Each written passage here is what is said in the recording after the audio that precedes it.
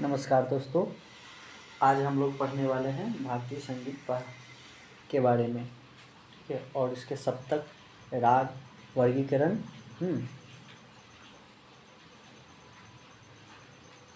ये हमारा सबसे पहला क्वेश्चन।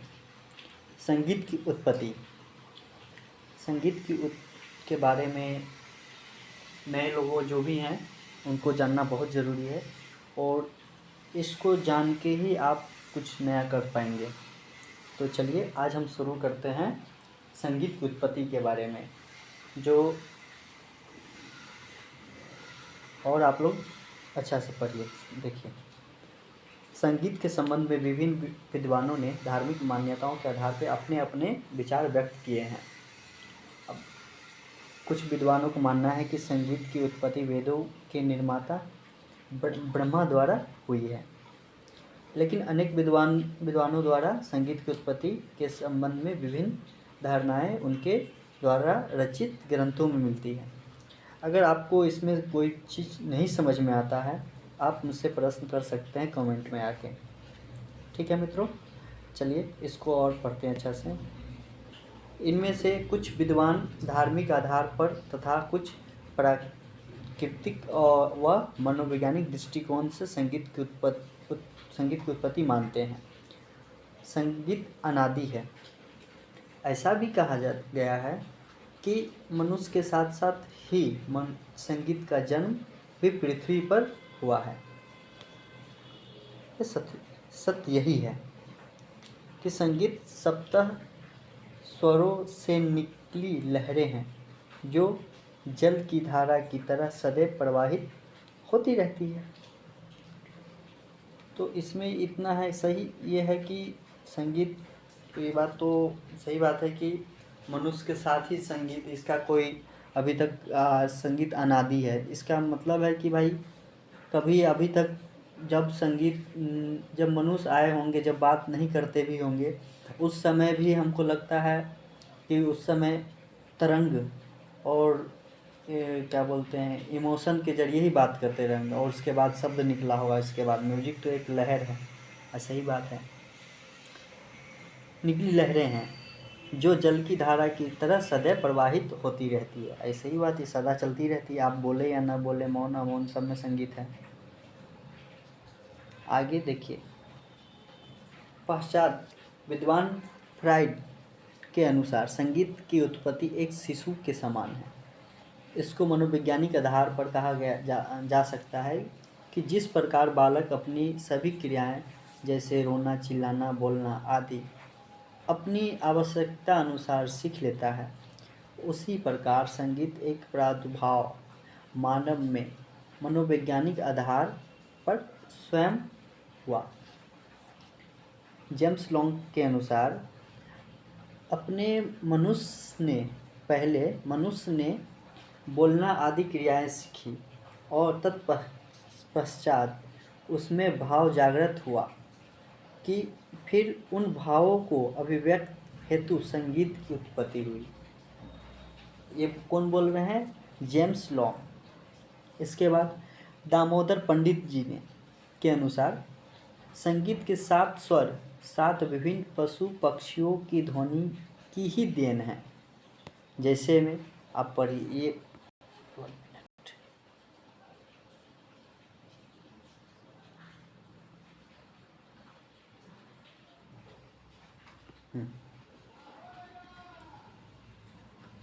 दामोदर पंडित के अनुसार संगीत के 7 स्वर 7 विभिन्न पशु पक्षियों की ध्वनि की ही देन है।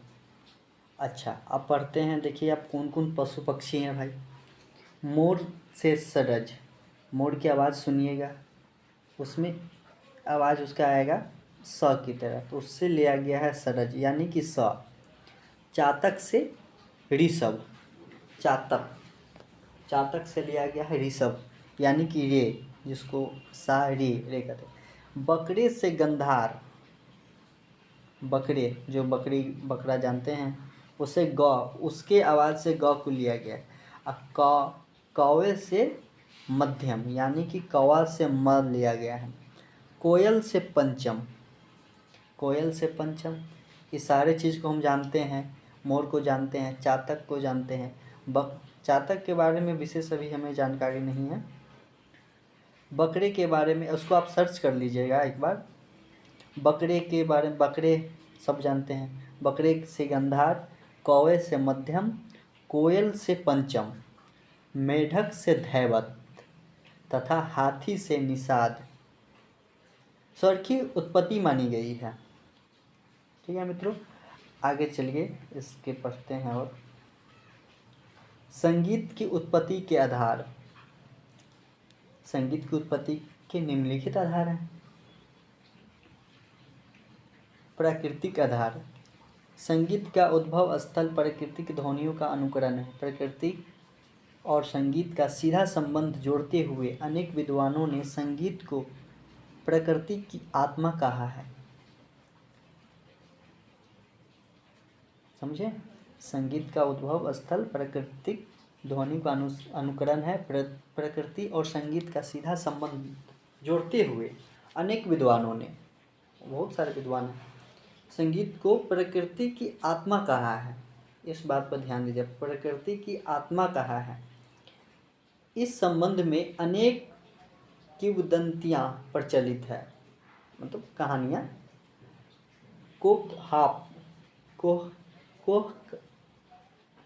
कोहकाफ नामक पर्वत पर एक पक्षी रहता है। कोहकाफ नामक पर्वत पर एक पक्षी रहता है, जिसे फ्रांस में अतिसजन तथा यूनान में फिनिक्स कहते हैं। इस पक्षी को चोंच में 7 छिद्र होते हैं।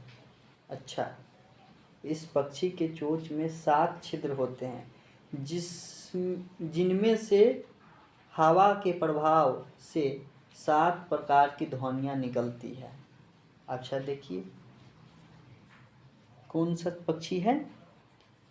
फेनिक्स। कौन सा? यूनान में, जिसे फ्रांस में अतिसजन कहते हैं। सजन, अतिसजन। यूनान में फेनिक्स कहते हैं। इस पक्षी को चोंच में 7 छिद्र होते हैं, 7, याद रखिएगा, जिसमें से हवा के प्रवाह से 7 प्रकार की ध्वनियाँ निकलती हैं। ये 7 ध्वनियाँ ही 7 स्वर कहे गए हैं। लेकिन इस तरह का कोई पक्षी है भी या नहीं, इस विषय में किसी को कोई जानकारी नहीं है। ये 7 ध्वनियाँ ही 7 स्वर कहे गए, लेकिन इस तरह का कोई पक्षी है भी या नहीं, इस विषय में किसी को कोई जानकारी नहीं। अरब में सुप्रसिद्ध सलाह इतिहासकार ओलासिजिन ने अपनी पुस्तक विश्व का संगीत में संगीत का जन्म बुलबुल नामक चिड़िया से माना है। बुलबुल जानते ही हैं। उस चिड़िया की ध्वनि से प्रभावित होकर आदि मानव उसकी चहक की नकल करके वही स्वर निकालकर आनंदित होते थे।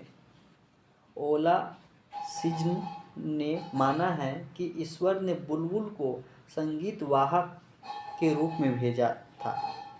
बुलबुल को संगीत वाहक के रूप में किसने बोला? ओलासिजिन ने। ठीक। अच्छा, यहाँ पे एक है, ये श्लोक पढ़िए।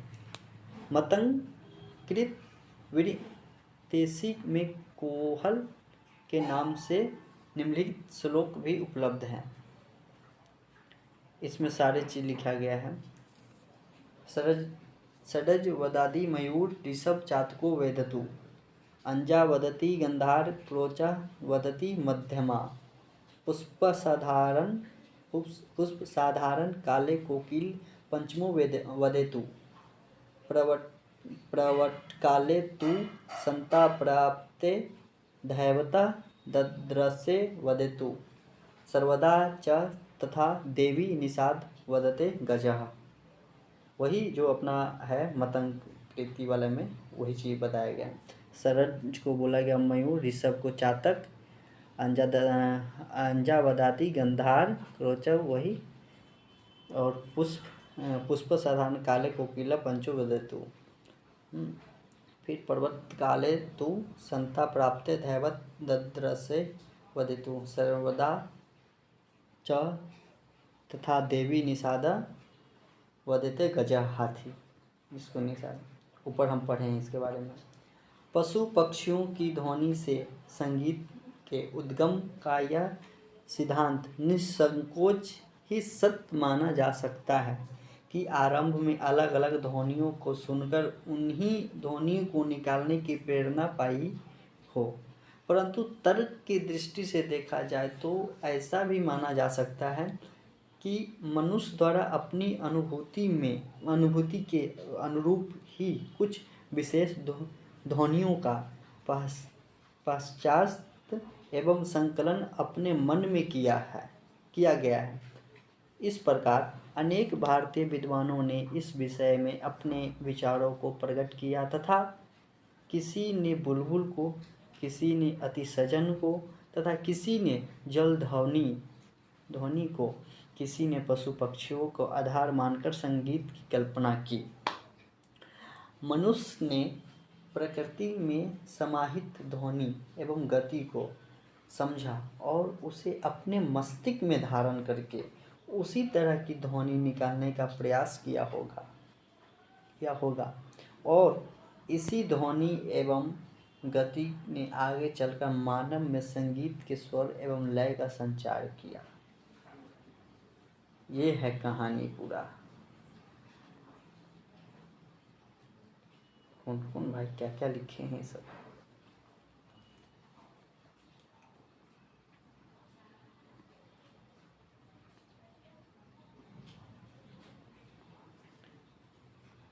धार्मिक आधार।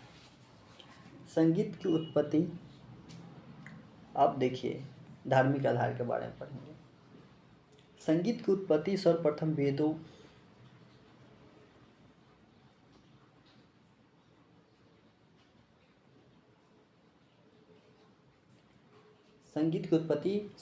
वेदों के निर्माता ब्रह्मा द्वारा हुई। ये धार्मिक आधार है। ब्रह्मा ने यह कला शिव को दी और शिव द्वारा सरस्वती को प्राप्त हुई। सरस्वती से संगीत कला का ज्ञान नारद को प्राप्त हुआ। नारद ने स्वर्ग के गंधर्व, किन्नर तथा अप्सराओं को संगीत की शिक्षा दी। वहाँ से ही भरत, हनुमान आदि ऋषि इस कला में पारंगत होकर भूलोक में संगीत का प्रचार अवतरित हुए। पंडित अहोबल के अनुसार ब्रह्मा ने भरत को संगीत की शिक्षा दी तथा पंडित दामोदर ने भी संगीत का आरंभ ब्रह्मा को ही माना है।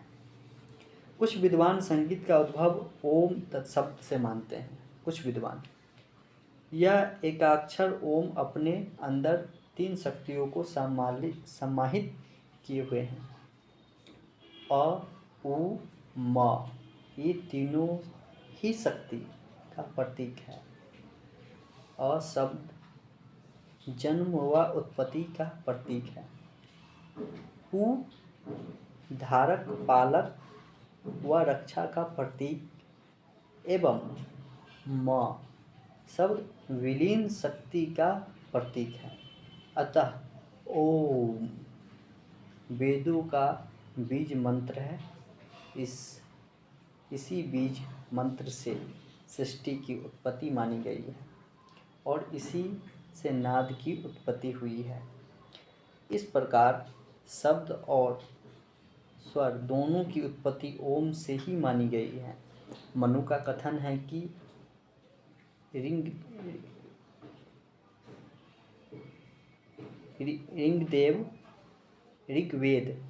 ऋग्वेद, सामवेद व यजुर्वेद में अ, उ, म ये 3 अक्षर मिलकर प्रणव बना। श्रुति स्मृति के अनुसार यह प्रणव ही परमात्मा का अति सुंदर नाम है।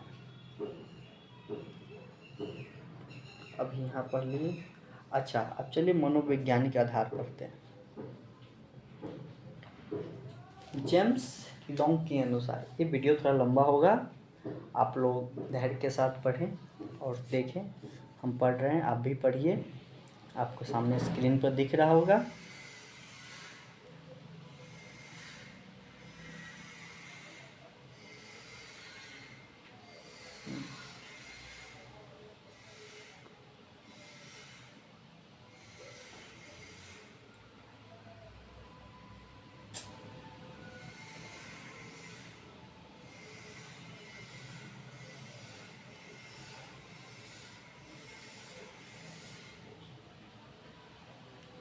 मनोवैज्ञानिक आधार, जेम्स लॉन्ग के अनुसार पहले मनुष्य ने चलना, बोलना आदि क्रियाएं सीखी और तत्पश्चात उसमें भाव जागृत हुआ। फिर उन भावों को अभिव्यक्त के लिए संगीत उत्पत्ति हुई। इस विषय में कटसच ने भाव व्यक्त की सहायता से संगीत का जन्म माना है। भावाव्यक्ति के सहायता से संगीत का जन्म माना है। वस्तुतः संगीत का उद्भव मानव जीवन में के पृथ्वी पर आगमन के साथ ही हो गया था। परिवर्तन सृष्टि का नियम है और इसी परिवर्तन के साथ साथ संगीत में भी अनेक परिवर्तन आए। अतः मनोवैज्ञानिक दृष्टिकोण से देखा जाए तो मनुष्य ने अपने हृदय के उद्गारों को प्रकट करने की आवश्यकता महसूस की होगी और फिर उसने ध्वनि का सहारा लिया होगा, और ऐसा माना जा सकता है कि इसी भाव व्यक्ति की आवश्यकता ने संगीत के उद्भव की प्रथम प्रक्रिया का प्रारंभ किया होगा। संगीत उत्पत्ति के मनोवैज्ञानिक दृष्टिकोण को सुप्रसिद्ध विद्वान हल्टटोरिस आइवो ने द हिस्ट्री ऑफ म्यूजिक में व्यक्त करते हुए कहा कि सृष्टि के सृजन के साथ पुरुष और नारी मिलन अभिसार पर जो स्वर मुखरित हुए वही संगीत बन गए। वे स्वर इतने मधुर आकर्षणपूर्ण थे कि जिनको सुनकर कोई भी प्राणी आत्मविभोर हो सकता था, क्योंकि वे स्वर मधुर क्षणों के विशाल गर्भ में प्रस्तुत हुए थे। इन्हीं स्वरों का आगे चलकर संगीत के रूप में विकास हुआ। अब हल्टोरिस आइवो ने द हिस्ट्री ऑफ म्यूजिक में व्यक्त करते हुए कहा कि भाई सृष्टि के सृजन के साथ पुरुष की और नारी मिलन अभिसार पर जो स्वर मुखरित हुए वही संगीत बन गए। मनोवैज्ञानिक दृष्टिकोण से भाई वो कह रहे यहीं तो रुके नहीं, वे स्वर इतने मधुर और आकर्षणपूर्ण थे कि जिसको सुनकर कोई भी प्राणी आत्मविभोर हो सकता था, क्योंकि वे स्वर मधुर क्षणों के विशाल गर्भ से प्रस्तुत हुए थे। इन्हीं स्वरों को आगे चलकर संगीत के रूप में विकास हुआ। वैज्ञानिक आधार पढ़ लीजिए आप। वैज्ञानिक दृष्टिकोण से संगीत की उत्पत्ति ध्वनि आंदोलनों के परिणाम स्वरूप होती है। वे वस्तुओं की आपसी रगड़ आसपास की वायु को आंदोलित करती है एवं जल तरंगों की तरह वायु वातावरण में भी तरंगें उत्पन्न होती है, और यही कंपन हमारे कर्म इंद्रियों को स्पंदित करती है, जिससे हमारी चेतना को ध्वनि का अनुभव होता है। संगीत मात्र ध्वनि सामान्य ध्वनि ही नहीं, अपितु यह तो सूक्ष्म अंतर्वृत्तियों के उद्घाटन का सबल साधन भी है। जैसा कि कहा भी जा चुका है, इस संगीत का आधार नाद है, जिसे ईश्वर के समान अनंत बताया गया है। इसे नाद ब्रह्मा भी कहा जाता है। निष्कर्ष पढ़ लीजिए अब।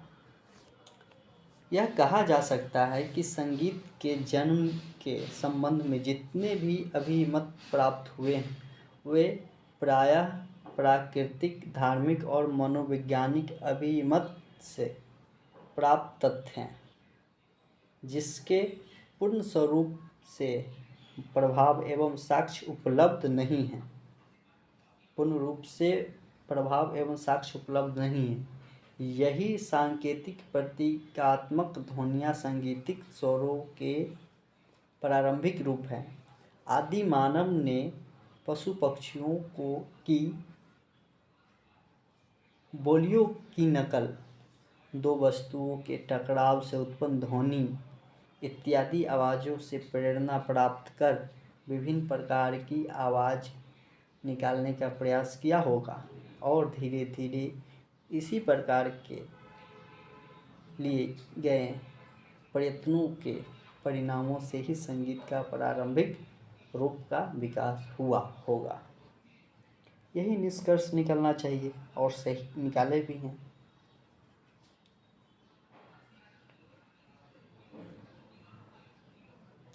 आगे अगले वीडियो में देखेंगे। ये वीडियो बहुत लंबा होते जा रहा है, ठीक है। और नेक्स्ट वीडियो आपको संगीत से ही रिलेटेड रहेगा, जिसमें हम और विस्तार से बात करेंगे। आप पढ़िएगा, हम भी पढ़ेंगे, देखेंगे और वीडियो आपको मिलेगा। बस अगले वीडियो में आप ज्वाइन हो जाइए, हमसे सब्सक्राइब कर लीजिए। और कोई भी सवाल हो आप पूछ सकते हैं, और पर्सनली कुछ जानना चाहते हैं तो आप मुझे मैसेज कर सकते हैं इस नंबर पे। धन्यवाद।